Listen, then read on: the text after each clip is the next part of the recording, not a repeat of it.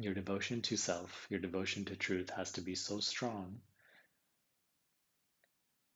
that the mind complaining, fearing, doubting, worrying cannot grasp you anymore. That you have no care for those concerns anymore. I wanted to just come on and say a few words in regards to the subtlety of these teachings and this practice and the feeling of, not getting it or perhaps not understanding it. The spiritual practice is very unique in this way, as opposed to everything else that you do in your regular personal life, because everything that you do is very results oriented, where the mind has a carrot at the end of the journey to chase, to get to. There's a very specific outcome, there's a very specific journeying, a very specific time frame, a very specific idea of how everything should unfold.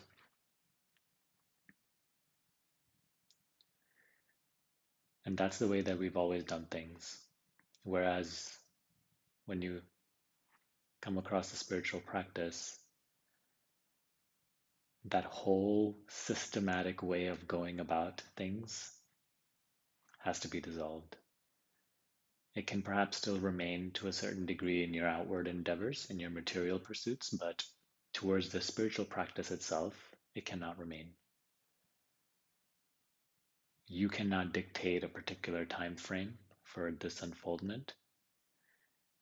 You can't push life about to get a particular result. You can't strain yourself super hard so that you'll get it.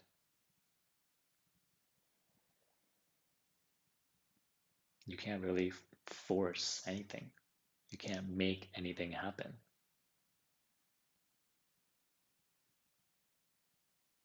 These are all egoic tendencies with a person at the center trying to make something happen, trying to gain something so that I can feel satisfied, so that I can feel happy.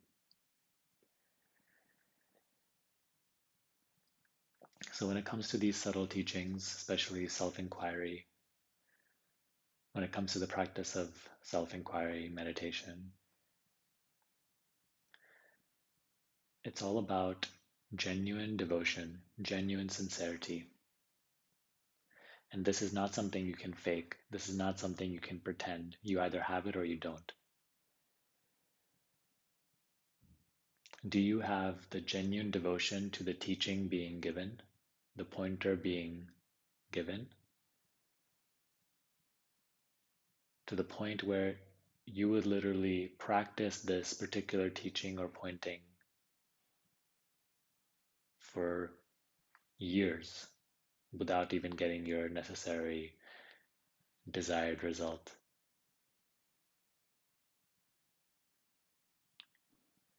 Do you have that level of trust in life, trust in the teaching, that day in and day out, regardless of if it's producing any result or noticeable change, that you still continue to practice that? Why? Because inwardly it feels there's like that is the way, that inwardly it feels that there's a sense of truth in that direction. Funny because it's not a direction anywhere else. It's actually all of the pointing is doing is helping you let go of going in directions to come back to yourself, right? The teaching by Nisargadatta Maharaj, he said, the I am is the negation of all directions.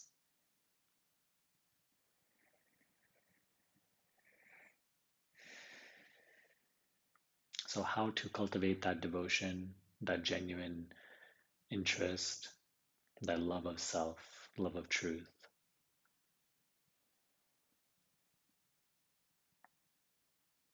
Well, you have to see the necessity of it.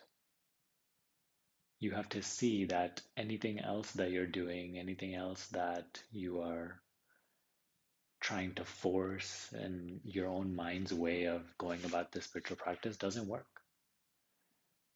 You have to see that the suffering isn't worth it. You have to see that the realm of experience, all your material endeavors, all your material pursuits, all the activities of the body, they don't bring lasting happiness.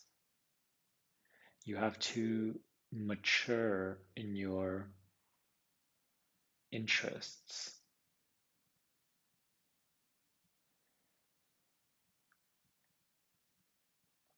This level of maturity, back in the day in Vedantic teachings, they used to look for in a student before he was actually trying to learn the teaching of Advaita Vedanta. There are certain qualities they used to look for in the student, and this was one of them. Has the student sort of matured in their interest, or are they still chasing perhaps only worldly desires? Have they matured in their interest? So are they willing to take direction? Or will they just continue to force things about with their mind and try to push while not really being authentic in their desire for truth, but rather this endeavor, the spiritual endeavor itself becoming just like another desire for personal gain. So if that devotion, that genuine interest isn't there right now, then you have to go through your experience and you have to learn. At sometimes you have to get burned, you have to get hurt, you have to constantly, through chasing what you want, realize that it isn't the answer. And only then will there be this inner uh, calling for going towards a spiritual practice in an authentic and genuine, sincere way.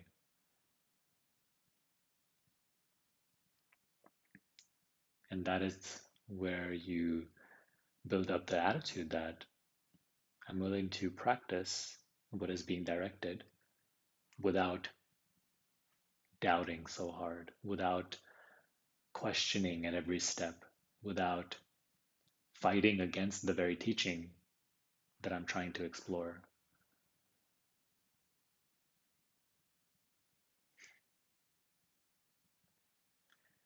So, that is the first point that I wanted to make, that you can't do anything to get it. You can't push the practice about. You have to flow with it. You have to have genuine, sincere devotion. You have to be willing to follow direction. It's not about following a teacher. It's not about surrendering yourself over to somebody, but rather trusting life itself, trusting your experience,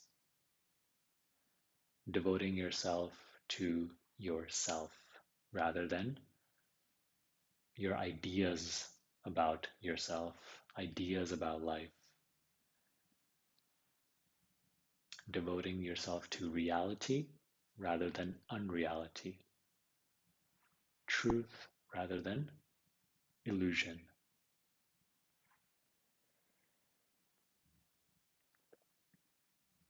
And that is how you keep it simple. You keep it simple by following the pointer that has been given.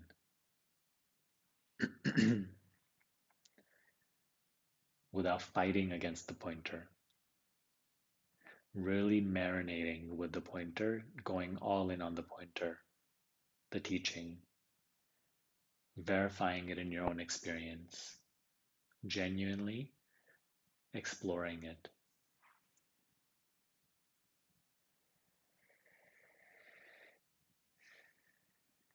Now, the second point that I would like to make is that you have to devote yourself so fully to this that your complaints of the mind, your concerns of the mind, your complaining about it's not working in this particular time, it's not unfolding the way that I want, that all of these things aren't as important as your genuine devotion to the teaching.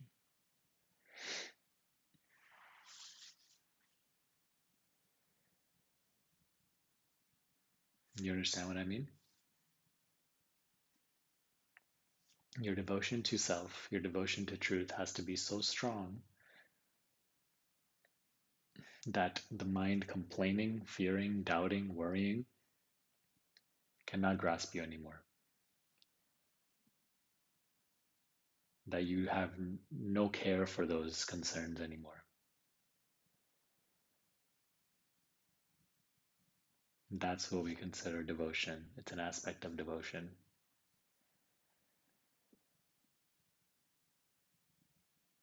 That you no longer care to go off into narratives about what should happen at what stage, why hasn't this happened yet? I've been studying this for decades and no, blah, blah, blah, See as what you dwell in these narratives.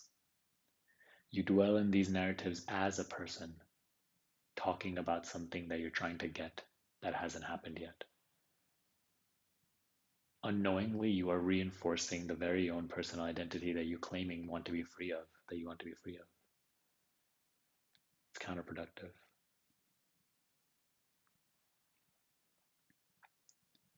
So devote yourself so fully that the complaints of mind are irrelevant and unimportant.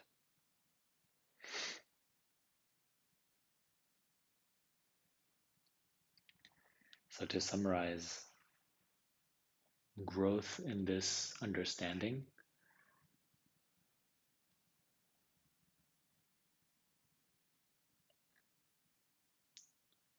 the depth in understanding, clarity are a byproduct of genuine devotion to truth. And there has to be effort until effortlessness asserts itself. There has to be practice until no practice is necessary.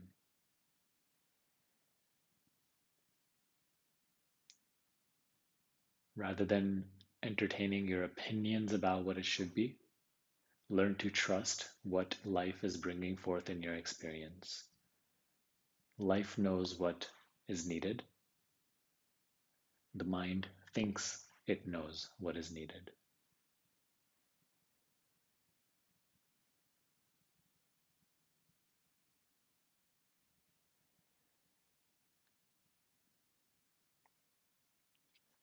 I thought this was important to cover because there are many people who ask this type of question. There are many people who come across these teachings and instantly want some sort of result. Whereas when you ask what their practice is, it's little to nothing. But they've thought about this a lot, so they understand it. All that is garbage.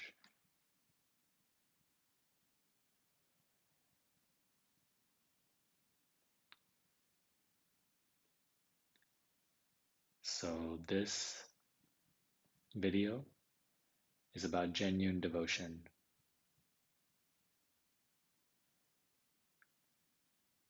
about putting aside your personal preferences and timelines and complaints to be as you are.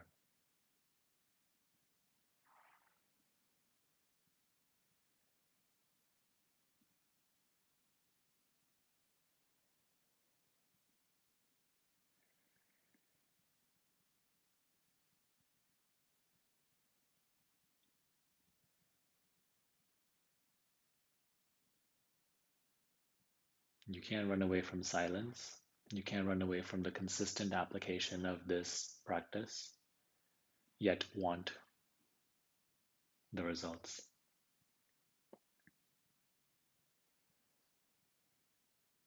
You can't practice it for a few days and then ask, why am I still doing this?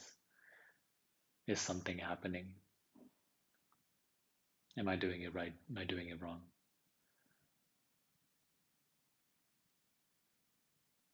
Genuinely devote yourself, and all of this will take care of itself. It does not need your personal meddling into it.